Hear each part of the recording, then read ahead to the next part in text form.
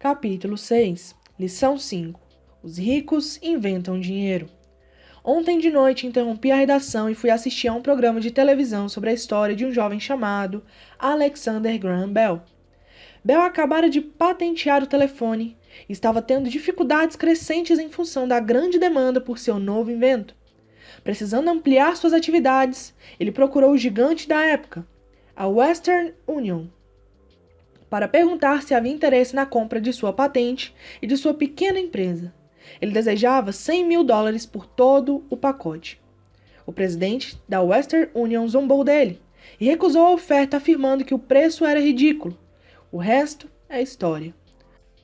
Surgiu uma indústria multibilionária e nascia a AT&T. Quando terminou a história de Alexander Graham Bell, veio um noticiário noturno. Entre as notícias estava o downsizing de outra empresa local. Os trabalhadores estavam furiosos e reclamavam que os donos da empresa estavam sendo injustos. Um gerente demitido de cerca de 45 anos de idade estava na fábrica com sua mulher e 2 crianças, pedindo aos guardas que o deixassem entrar para falar com os proprietários a fim de solicitar que reconsiderassem sua demissão. Ele acabara de comprar uma casa e estava com medo de perdê-la. A câmera focalizava suas queixas para que todo o mundo pudesse ver. Não preciso dizer que isso prendeu minha atenção. Ensino profissionalmente desde 1984. Tem sido uma experiência muito gratificante e também uma atividade perturbadora, pois tenho ensinado para milhares de pessoas e vejo algo em comum em todos nós, incluindo eu próprio.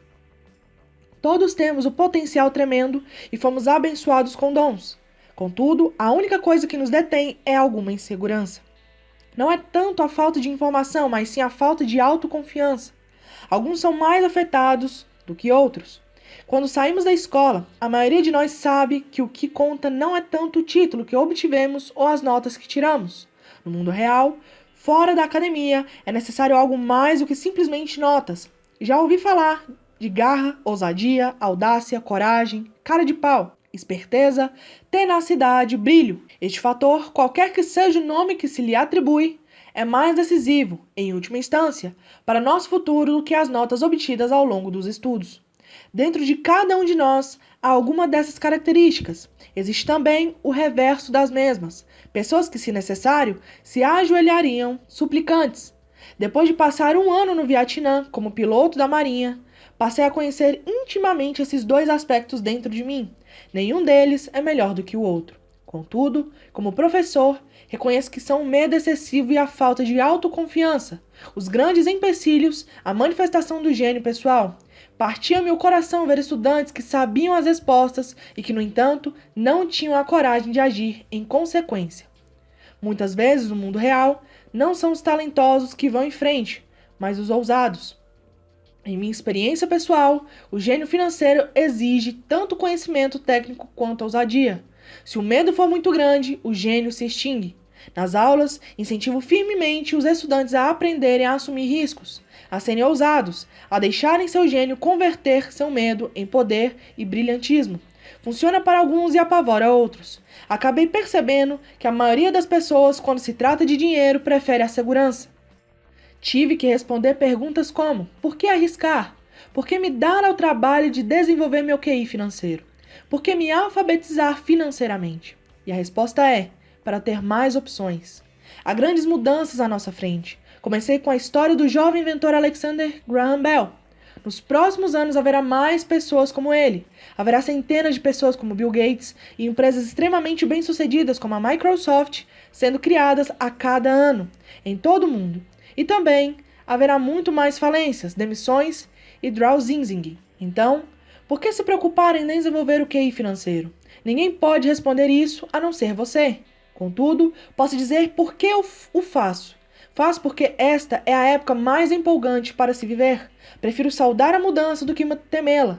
Prefiro me entusiasmar com a possibilidade de ganhar milhões do que me preocupar com não conseguir um aumento de salário.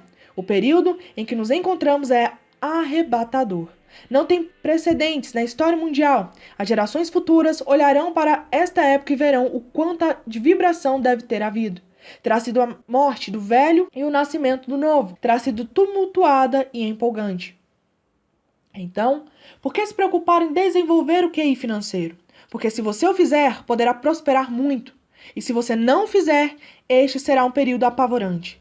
Será uma época em que as pessoas seguem ousadamente em frente, enquanto outras se agarram a modos de vida decadentes. Há 300 anos, a terra era riqueza, de modo que quem a possuísse, possuía riqueza. Então apareceram as fábricas e a produção, e os Estados Unidos ascenderam ao domínio. Os industriais eram os donos da riqueza. Hoje é a informação. E a pessoa que tiver a informação na hora certa terá a riqueza. O problema é que a informação voa em volta do mundo à velocidade da luz. A nova riqueza não fica restrita por limites e fronteiras, como ocorria com as fábricas. As mudanças são mais aceleradas e dramáticas. Haverá um aumento impressionante de novos multimilionários e haverá também os que ficam para trás. Atualmente, vejo tantas pessoas com dificuldades trabalhando mais arduamente, simplesmente porque se agarram às velhas ideias. Querem que tudo seja como era antes. Resistem à mudança. Conheço pessoas que estão perdendo seus empregos e suas casas e que culpam a tecnologia, ou a economia, ou o chefe. Infelizmente, elas não percebem que elas próprias podem ser o problema. Velhas ideias são seu maior passivo. É um passivo simplesmente porque não conseguem perceber que aquela ideia ou maneira de fazer alguma coisa que era um ativo ontem não mais existe. Uma tarde estava ensinando a investir utilizando um jogo de tabuleiro, Cashflow, que inventei como uma ferramenta de ensino. Um amigo tinha trazido consigo uma conhecida para assistir à aula. Essa conhecida tinha se divorciado recentemente, sendo grandemente prejudicada pelo acordo feito agora, estava à procura de respostas. Seu amigo pensou que a aula pudesse ajudar. O jogo foi criado de modo a ajudar as pessoas a entender como funciona o dinheiro. Ao jogar, aprendem a interação entre demonstração de renda e balanço. Elas aprendem como o dinheiro flui entre os dois e como a trajetória para a riqueza depende de aumentar o montante gerado mensalmente, pela coluna de ativos até o ponto que este supere nossas despesas mensais. Uma vez atingido esse ponto, você pode abandonar a corrida dos ratos e entrar na pista de alta velocidade. Como disse, algumas pessoas odeiam o jogo, outras adoram e algumas não entendem. Essa mulher perdeu uma valiosa oportunidade de aprender. Logo no começo do jogo, ela tirou um cartão em que aparecia uma lancha. No início, ficou feliz. Ganhei uma lancha. Então, quando o amigo tentou lhe explicar como funcionavam as contas de sua demonstração de renda e de seu balanço, ela ficou frustrada porque nunca gostara de matemática. O resto dos jogadores de sua mesa ficaram esperando enquanto o amigo lhe explicava a relação entre demonstração de renda, balanço e fluxo de caixa mensal. De repente, ela percebeu como os números se encaixavam e que a lancha a estava comendo viva. No correr do jogo, também foi atingida pelo Downsizing e teve um filho. Para ela foi um jogo terrível. Depois da aula, seu amigo se aproximou de mim e disse que ela estava perturbada. Viera para a aula pensando em aprender a investir e não gostara do tempo gasto com um jogo bobo. Seu amigo tentou levá-la a pensar se o jogo não teria se refletido nela de alguma forma. Com essa sugestão, a mulher pediu o dinheiro de volta. Disse que a mera ideia de que o jogo pudesse ter algo a ver com ela era ridícula. Seu dinheiro foi rapidamente devolvido e ela foi embora. Desde 1984, ganho milhões simplesmente fazendo o que o sistema de ensino não faz. Na escola, a maioria dos professores faz exposições. Eu detestava exposições quando estudante. Logo me aborrecia e minha mente começava a divagar. Em 1984, comecei a ensinar por meio de jogos e simulações. Sempre incentivei os estudantes adultos a pensar nos jogos como uma reflexão sobre o que eles já sabem e sobre o que precisam ainda aprender. É um sistema de feedback instantâneo. Em lugar de um professor fazer uma exposição para o aluno, o jogo lhe devolve uma exposição personalizada, feita sob medida para você. Um amigo da mulher que foi embora me ligou mais tarde comentando o que estava acontecendo. Ele disse que a amiga estava ótima e se acalmara. Depois de mais calma, ela começou a ver alguma relação entre o jogo e sua vida. Embora ela e o marido não possuíssem uma lancha, tinham tudo o que se pode imaginar. Ela estava furiosa depois do divórcio, tanto porque ele a deixara por uma mulher mais nova, quanto pelo fato de, em 20 anos de casamento, eles terem acumulado poucos ativos. Não havia quase nada a dividir. Os 20 anos de casamento tinham sido muito divertidos, mas tudo que eles tinham acumulado era um monte de badulaques. Ela percebeu, ao fazer as contas, a demonstração de renda e o balanço, que sua raiva decorria do fato de não atendê-las. Ela tinha acreditado que as finanças eram assunto de homem. Ela cuidava da casa e da vida social e ele tratava das finanças. Estava agora certa de que nos últimos 5 anos de casamento, ele ocultara o dinheiro dela. Ela estava furiosa consigo mesma por não ter visto para onde o dinheiro ia, tanto quanto por não ter descoberto a existência da outra mulher. Da mesma maneira que o jogo de tabuleiro, o mundo está sempre nos dando feedback instantâneo. Poderíamos aprender muito se prestássemos mais atenção. Um dia, não muito tempo atrás, queixei-me com a minha mulher de que a lavanderia devia ter encolhido minhas calças. Minha mulher sorriu gentilmente e cutucou minha barriga para informar que as calças não tinham encolhido. Alguma coisa tinha se expandido. O jogo Cash Flow se destina a oferecer a cada jogador um feedback pessoal. Seu objetivo é apresentar opções. Se você tirar um cartão que o endivida, a questão é: o que posso fazer agora? Quantas opções financeiras diferentes você pode imaginar? Este é o objetivo do jogo: ensinar os jogadores a pensar e criar várias e novas opções financeiras. Já observei mais de 1.000 pessoas jogarem Cash Flow. Aquelas que saem da corrida dos ratos mais rapidamente são as que têm um bom conhecimento dos números e uma mente criativa do ponto de vista financeiro. Elas reconhecem as diferentes opções financeiras. As pessoas que demoram mais são as que não têm familiaridade com números e que frequentemente não entendem o poder do investimento. As pessoas ricas frequentemente são criativas e assumem riscos calculados. Há muita gente que ganha rios de dinheiro no jogo, mas não sabe o que fazer com ele. A maioria dessas pessoas também não é bem-sucedida nas finanças na vida real. Todos parecem passar à sua frente. São muitos os que, apesar da quantidade de dinheiro que possuem, não progridem financeiramente. Limitar suas opções é o mesmo que agarrar-se a ideias antiquadas. Tenho um amigo do meu tempo no 2º grau, que agora trabalha em 3 empregos. 20 anos atrás, era o mais rico da minha turma. Quando a usina de açúcar local fechou, a empresa em que trabalhava quebrou junto. Na sua cabeça, ele só tinha uma opção e essa era a opção antiga: trabalhar arduamente.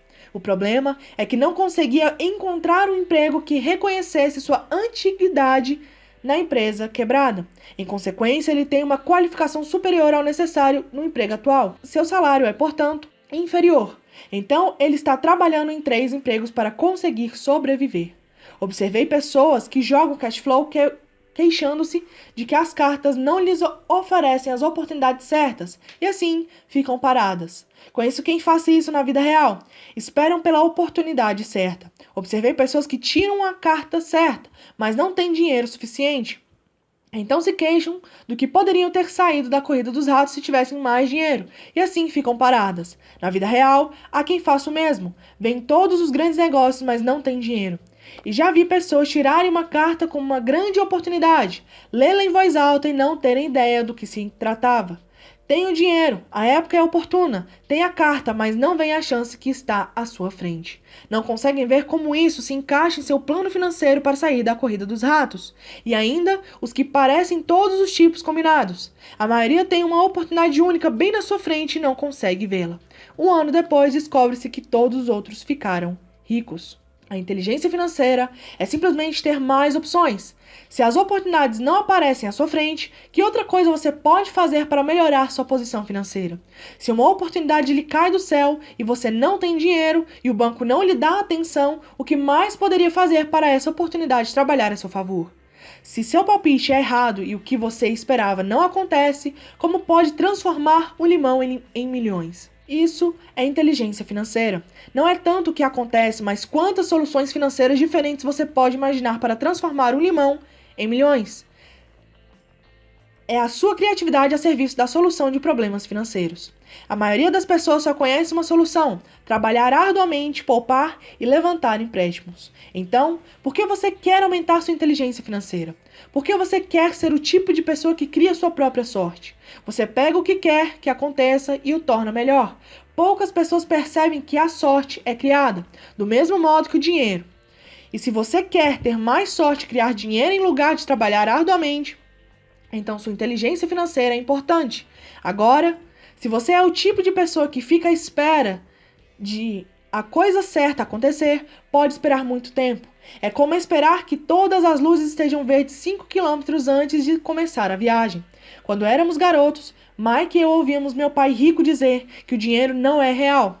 Pai Rico de vez em quando nos lembrava como chegamos perto do segredo do dinheiro naquele primeiro dia em que começamos a fazer dinheiro com gesso.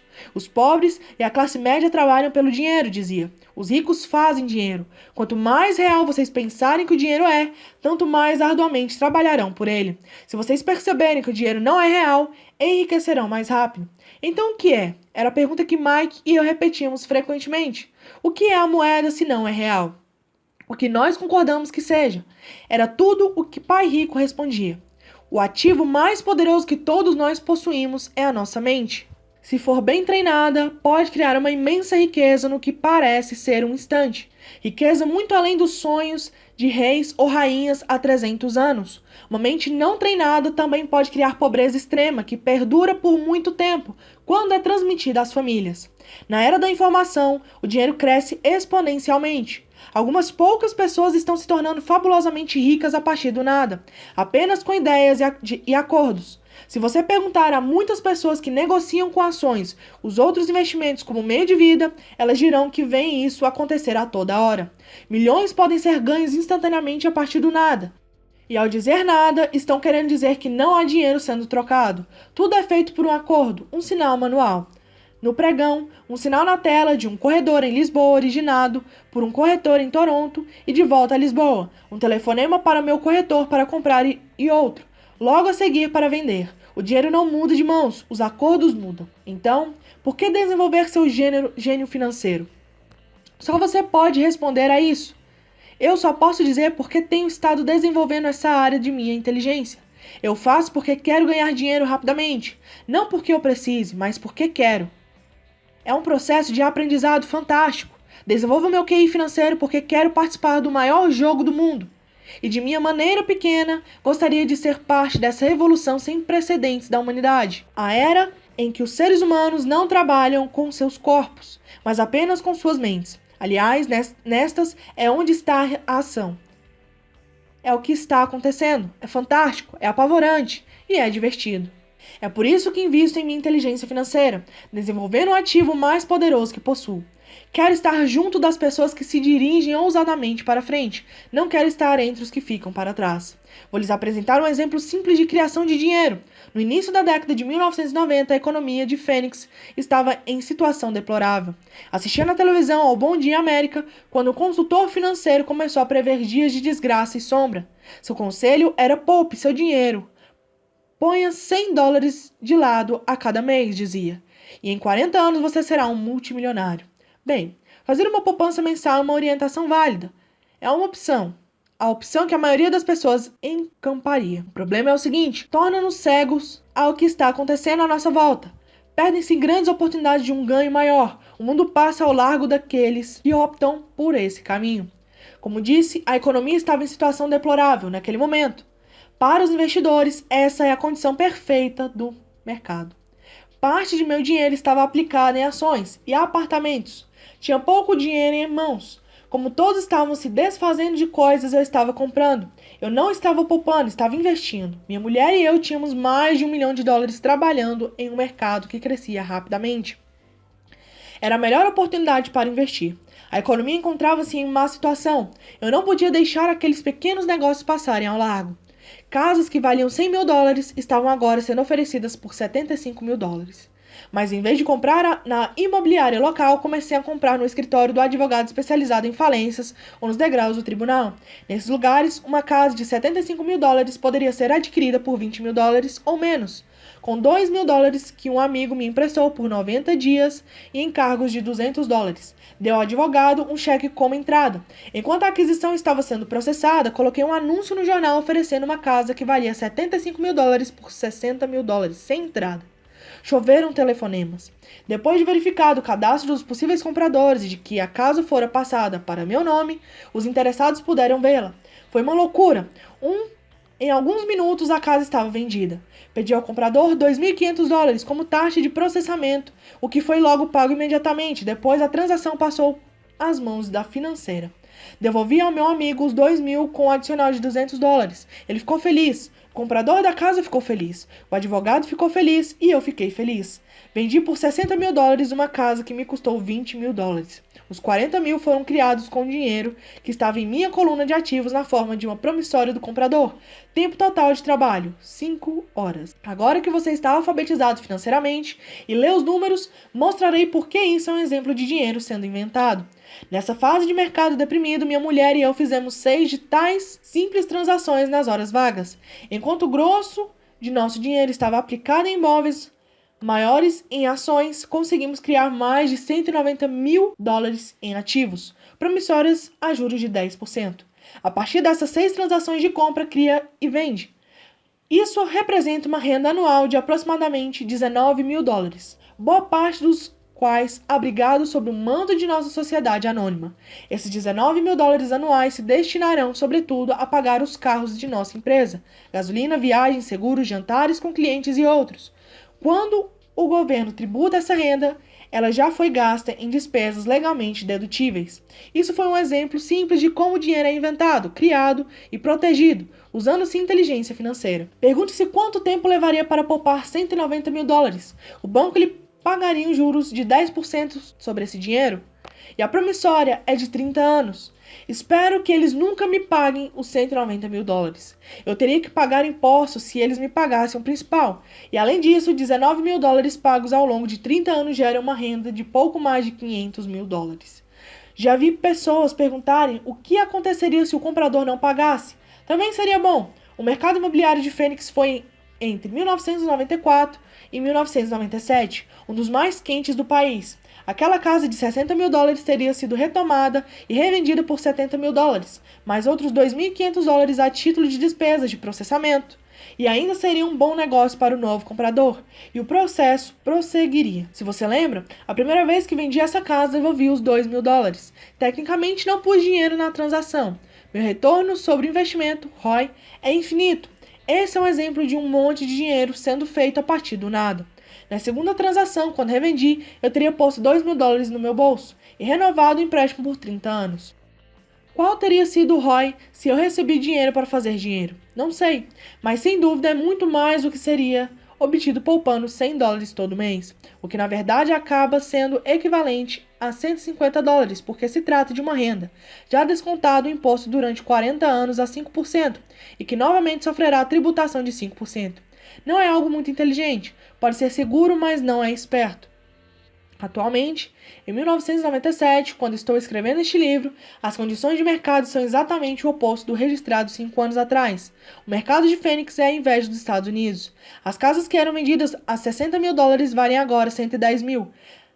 Há ainda oportunidades mas me custariam um ativo valioso, meu tempo. Sair por aí atrás delas. São raras, mas hoje há milhares de compradores buscando esses negócios e apenas uns poucos fariam sentido financeiramente. O mercado mudou. É o tempo de mudar e buscar outras oportunidades para sua coluna de ativos. Você não pode fazer isso aqui. Isso é contra a lei. Você está mentindo. Ouça esses comentários com muito mais frequência do que você pode mostrar como fazer isso. A matemática é simples. Você não precisa de álgebra ou de cálculo. Não escrevo muito porque a financeira cuida do lado legal da transação e do controle do pagamento. Não preciso consertar tetos ou instalações hidráulicas porque os proprietários cuidam disso. É a casa deles. De vez em quando alguém não paga. E isso é muito bom porque há multas de mora ou eles se mudam e a propriedade é vendida de novo. O sistema judiciário cuida disso. Pode até não funcionar na sua região, as condições de mercado podem ser diferentes, mas o exemplo ilustra como um processo financeiro simples cria centenas de milhares de dólares com pouco dinheiro e baixo risco. É um exemplo de dinheiro sendo apenas um contrato. Qualquer pessoa com instrução secundária pode fazer isso. Contudo, muita gente não faz. Muita gente segue o conselho padrão. Trabalhe arduamente e poupe dinheiro. Com cerca de 30 horas de trabalho, foram criados aproximadamente $190.000 na coluna de ativos sem se pagar impostos. O que lhe parece mais complicado? 1. Trabalhar arduamente, pagar impostos com alíquota de 50%, poupar o que sobra. Suas poupanças rendem 5% que também são tributados? Ou, número 2. Despender tempo para desenvolver sua inteligência financeira e dominar o poder de seu cérebro e a coluna dos ativos. Acrescente a isso o tempo, E este é um dos seus maiores ativos, que levará para poupar $190.000 se você escolher a opção 1. Agora você pode entender por que balanço a cabeça silenciosamente quando ouço pais dizerem: meu filho está indo muito bem na escola e está recebendo uma boa instrução. Pode ser bom, mas é adequado? Sei que a estratégia de investimento acima é pequena. Foi usada para mostrar como o pequeno pode transformar-se em grande. Novamente, meu sucesso reflete a importância de um sólido embasamento financeiro, o que começa com uma boa instrução financeira. Já disse antes, mas vale a pena repetir. A inteligência financeira é constituída por essas 4 habilidades técnicas. Número 1, alfabetização financeira, a capacidade de entender números. Número 2, estratégias de investimento, a ciência do dinheiro fazendo dinheiro. Número 3, o mercado, oferta e demanda. Alexander Graham Bell deu ao mercado o que este desejava. Bill Gates fez o mesmo. Uma casa de $75.000 oferecida por $60.000 e que custou $20.000 também foi o resultado de perceber uma oportunidade criada pelo mercado. Alguém estava comprando e alguém estava vendendo. E número 4, a lei. O conhecimento de lei e regulamentos estaduais e nacionais sobre contabilidade de empresas. Recomendo que se jogue dentro das regras. São os fundamentos básicos ou a combinação dessas habilidades o necessário para ser bem-sucedido na busca da riqueza, seja pela compra e venda de pequenos imóveis, grandes apartamentos, empresas, ações, títulos, fundos mútuos, metais preciosos, cartões de beisebol ou coisas do gênero. Por volta de 1996, o mercado imobiliário tinha se recuperado e todos estavam entrando. O mercado de ações estava em alta e todos estavam entrando. A economia dos Estados Unidos punha-se de pé novamente. Comecei a vender em 1996 e viajei para o Peru, Noruega, Malásia e Filipinas. Os investimentos tinham mudado. Nós estávamos fora do mercado imobiliário, pelo menos no que se referia a compras. Eu apenas observava o aumento dos valores da coluna de ativos e provavelmente começaria a vender mais para o fim do ano. Isso estava dependendo de algumas alterações na legislação serem aprovadas pelo Congresso. Desconfio que alguns desses pequenos negócios imobiliários começarão a ser vendidos e a promissória de $40.000 será convertida em dinheiro. Preciso consultar meus contadores e me preparar para liquidá-la e procurar formas de resguardar o dinheiro. O que desejo ressaltar aqui é que os investimentos vêm e vão, os mercados sobem e descem, as economias melhoram e entram em crise. O mundo está sempre lhe apresentando oportunidades únicas, a cada dia de sua vida, mas na maior parte das vezes não conseguimos percebê-las, mas elas estão lá. E quanto mais o mundo muda e quanto mais a tecnologia progride, maiores as oportunidades existirão para permitir que você e sua família estejam seguros pelas próximas gerações. Então, por que desenvolver a sua inteligência financeira? Repito, só você pode responder a isso. Sei, porque eu continuo a aprender e desenvolver. Eu faço porque sei que estão vindo mudanças. Prefiro saudar a mudança do que me agarrar ao passado.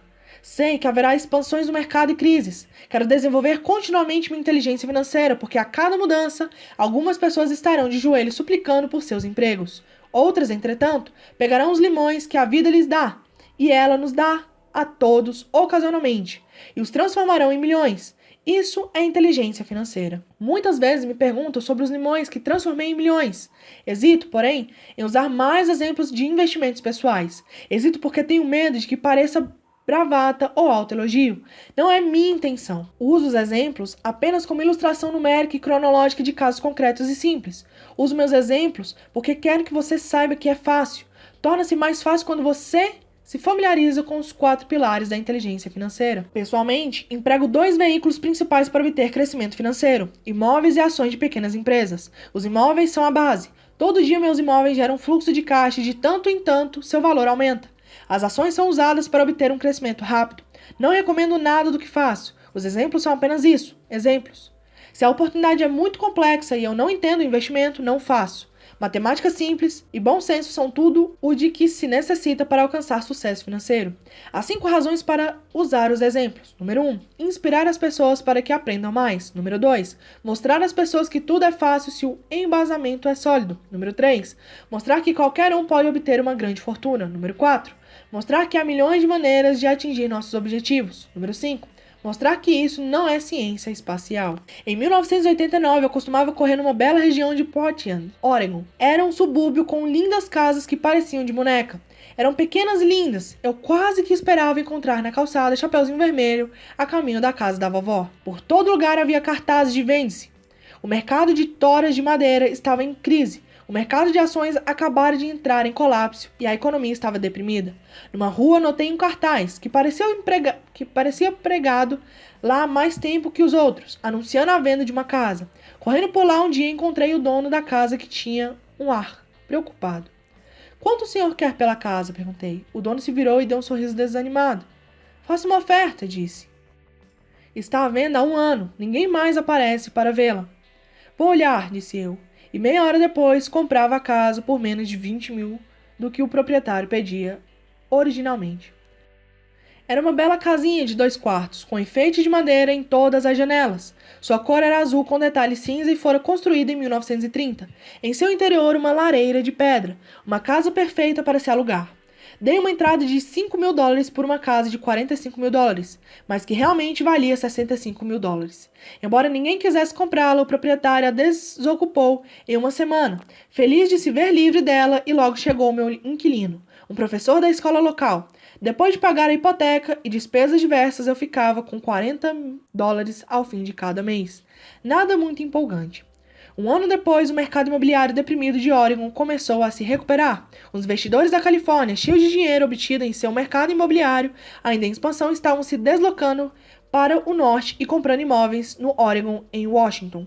Vendi a casinha por 95 mil dólares a um casal californiano que achou que estava diante de uma pechincha. Meu ganho de capital de cerca de 40 mil dólares foi empregado numa aplicação amparada pela seção 1031 e comecei a procurar um lugar onde pôr o dinheiro. Em 1 mês encontrei um prédio com 12 apartamentos perto da fábrica da Intel em Beaverton, Oregon. Seus donos moravam na Alemanha e não tinham ideia de quanto valia o local e novamente só queriam se desfazer do imóvel. Ofereci 275 mil dólares por um prédio que valia 450 mil. Concordaram com 300 mil.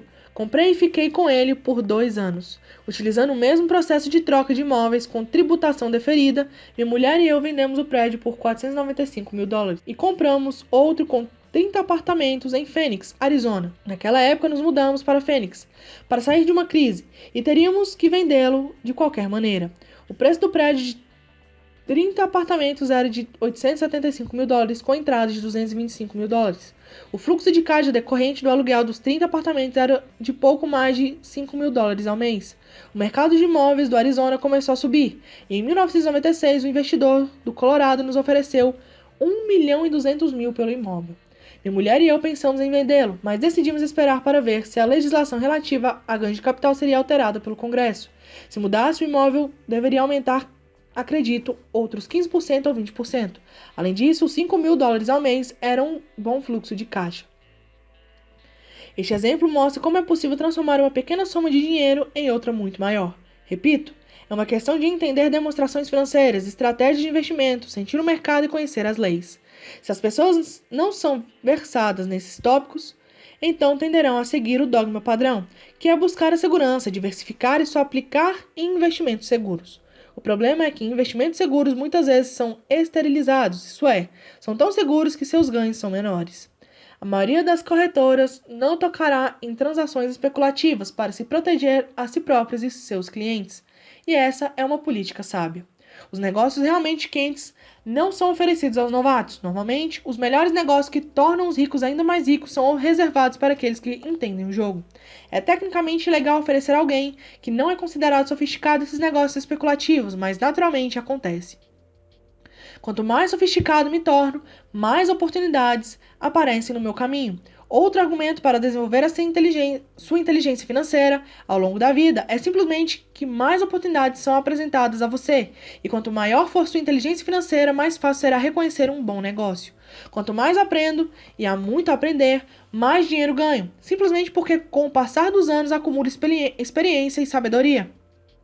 Tenho amigos que se aprisionam a segurança, trabalhando com afinco em suas profissões, e que não consegue adquirir sabedoria financeira, que leva tempo para ser desenvolvida.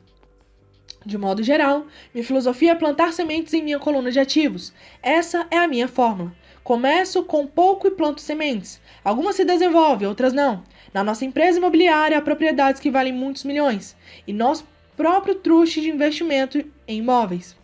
A maioria desses milhões partiram de investimentos mínimos da ordem de 5 mil dólares ou 10 mil dólares. Todas essas entradas foram beneficiadas por terem ocorrido em momentos de rápida ascensão do mercado. Aumentos isentos de imposto, compras e vendas feitas repetidamente ao longo de alguns anos. Também temos um portfólio de ações, abrigado em uma empresa que minha mulher e eu chamamos de nosso fundo mútuo pessoal. Temos amigos que fazem negócios especificamente com investidores como nós, de modo que temos a cada mês dinheiro extra para investir. Compramos ações de empresas de capital fechado, de alto risco, especulativas que estão próximas de serem listadas em bolsas nos Estados Unidos ou do Canadá. Um exemplo de como é possível obter ganhos rápidos são 100.000 ações compradas a 25 centavos pouco antes da abertura de capital da empresa. 6 meses depois, a empresa estava listada em bolsa e as 100.000 ações agora valem $2 cada uma. Se a empresa for bem administrada, o preço continuará subindo e as ações podem alcançar $20 ou mais cada uma. Houve ocasiões em que nossos $25.000 se transformaram em 1 milhão em menos de um ano. Se você sabe o que está fazendo, você não está jogando. É jogo quando você põe dinheiro em um negócio e reza para dar certo. O importante é usar conhecimento técnico, sabedoria e amor ao jogo para minimizar os riscos. Naturalmente, sempre há algum risco, e a inteligência financeira que aumenta as chances. Assim, o que é muito arriscado para uma pessoa é menos arriscado para outra. Essa é a principal razão pela qual incentivo sempre as pessoas a investir mais em sua instrução financeira do que em ações, imóveis ou outros mercados. Quanto mais esperto você for, mais chances terá de reduzir os riscos. As ações nas quais eu invisto são extremamente arriscadas para a maioria das pessoas, e não aconselho de forma alguma que outros o façam. Estou nesse jogo desde 1979 e já paguei mais do que devia por elas. Mas se você reler por que tais investimentos são um alto risco para a maioria das pessoas, poderá organizar sua vida de modo diferente, de modo a que a habilidade de pegar $25.000 e transformá-los em 1 milhão em um ano seja de baixo risco para você. Como já disse anteriormente, nada do que escrevi é uma recomendação. São exemplos do que é simples e possível. O que faço é café pequeno no esquema das coisas. Contudo, para o indivíduo médio, uma renda de $100.000 ao ano sem fazer muita força é agradável e não muito difícil de obter. Dependendo do mercado e do quanto esperto você for, isso pode ser conseguido num prazo de 5 a 10 anos.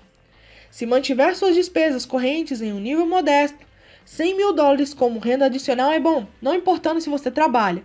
Você pode trabalhar se quiser ou tirar folga e usar o sistema tributário a seu favor e não contra você. Minha base pessoal são os imóveis. Adoro imóveis porque são estáveis e mudam devagar. Mantenham essa base sólida, o fluxo de caixa é constante e, se administrado adequadamente, tem boas chances de ter seu valor aumentado. A beleza de uma sólida base em imóveis é que ela me permite arriscar um pouco mais com as ações especulativas que compro. Se tenho grandes lucros no mercado de ações, pago o imposto sobre os ganhos de capital e reinvisto o que sobra em imóveis, garantindo assim o alicerce de meus ativos. Uma última palavra sobre imóveis. Tenho viajado por todo o mundo ensinando a investir. Em todas as cidades, ouço as pessoas dizerem que não há imóveis baratos. Não é essa a minha experiência. Mesmo em Nova York ou Tóquio, ou mesmo nos arredores das cidades, há pechinças desprezadas pela maioria das pessoas. Em Singapura, que atualmente registra uma alta no preço dos imóveis, podem-se encontrar ainda pechinças em locais não muito distantes. Logo, sempre que ouço alguém me dizer, você não pode fazer isso aqui, respondo que talvez a afirmação adequada seja, não sei como fazer isso aqui. Ainda. As grandes oportunidades não são vistas com os olhos, são vistas com a mente. Muita gente não ficará rica nunca simplesmente porque não tem o treinamento financeiro para reconhecer oportunidades que estão bem à sua frente. Muitas vezes me perguntam, como começo? No último capítulo mostro 10 passos que segui na trajetória para minha independência financeira, mas sempre lembro que é preciso que seja divertido. E é apenas um jogo. Algumas vezes você ganha e outras aprende. Mas divirta-se. A maioria das pessoas nunca ganha porque tem medo de perder. E por isso que a escola é tão tola. Na escola aprendemos que os erros são maus e somos punidos por cometê-los. Contudo, se você prestar atenção à maneira como os seres humanos aprendem, verá que aprendemos errado. Aprendemos a andar, caindo. Se nunca caímos, não andaremos nunca. O mesmo quando andar de bicicleta. Ainda tenho cicatrizes nos joelhos, mas hoje ando de bicicleta sem pensar. O mesmo vale para enriquecer. Infelizmente, a principal razão pela qual a maioria das pessoas não é rica é por seu pavor de perder. Os vencedores não têm medo de perder, mas os perdedores sim. Os fracassos são parte do processo do sucesso. As pessoas que evitam os fracassos também evitam os sucessos. Penso no dinheiro de forma semelhante ao meu jogo de tênis. Jogo muito, erro, corrijo, erro mais, volto a corrigir e melhoro o meu jogo. Se eu perder o jogo, vou até a rede e aperto a mão de meu adversário. Sorrio e digo, até sábado. Há 2 tipos de investidor. Número 1, o primeiro, e mais comum são as pessoas que compram um investimento empacotado. Eles procuram um varejista, seja uma imobiliária, seja um corretor ou um consultor financeiro e compram alguma coisa. Pode ser um fundo mútuo, um trust de investimentos imobiliários, ações ou títulos. E uma forma bem limpa e simples de investir. Pode ser comparada à pessoa que vai à loja e compra um computador direto da prateleira. 2. O segundo são os investidores que criam investimentos. Este investidor, em geral, organiza o negócio de forma semelhante às pessoas que compram os componentes e montam seu computador.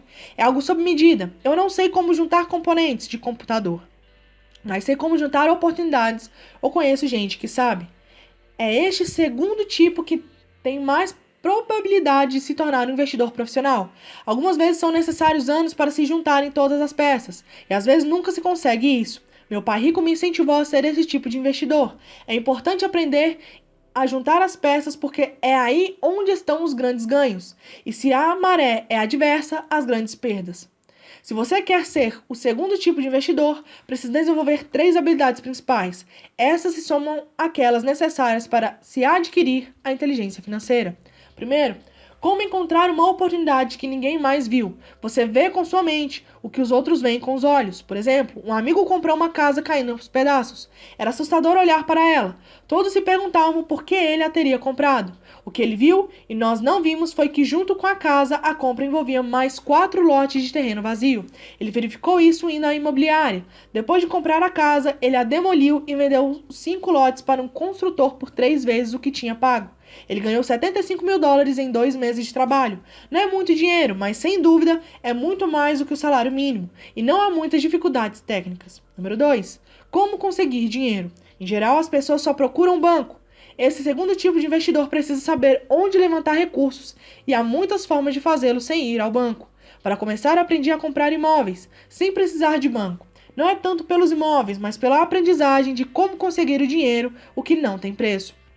Muito frequentemente, ouço as pessoas dizerem: o banco não me dá um empréstimo ou não tenho dinheiro para comprar isso. Se você quiser se tornar um investidor do tipo 2, precisará aprender a fazer o que atrapalha tanta gente. Em outras palavras, a maioria das pessoas deixa que a falta de dinheiro as impeça de fechar um negócio. Se você puder evitar esse obstáculo, estará milhões à frente dos que não aprenderam essas habilidades. Muitas vezes adquiri uma casa ou ações ou um prédio de apartamento sem ter um tostão no banco. Uma vez comprei um prédio por $1,2 milhão. O que eu fiz é chamado amarrar a transação com o contrato escrito entre comprador e vendedor. Então consegui o necessário para pagar o depósito de $100 mil, o que me permitiu obter 90 dias para levantar o resto do dinheiro. Por que eu fiz isso? Simplesmente sabia que o prédio valia 2 milhões. Nunca levantei o dinheiro. Em lugar disso, a pessoa que depositou $100 mil me deu 50 mil por ter encontrado o prédio, assumiu minha posição e eu saí do negócio. Total de tempo de trabalho, 3 dias. Repito, conta mais o que você sabe do que o que você compra. Investir não é comprar, é conhecer. Número 3. Como organizar pessoas espertas. Pessoas inteligentes são aquelas que trabalham com ou contratam uma pessoa mais inteligente do que elas. Quando você precisar de orientação, assegure-se de escolher sabiamente seu conselheiro. Há muito que aprender, mas a recompensa pode ser astronômica. Se você não quer aprender essas habilidades, então é aconselhável ser um investidor do tipo 1. Sua maior riqueza é o que você sabe. Seu maior risco é o que você não conhece. Sempre há risco, de modo que aprenda a administrá-lo em vez de evitá-lo.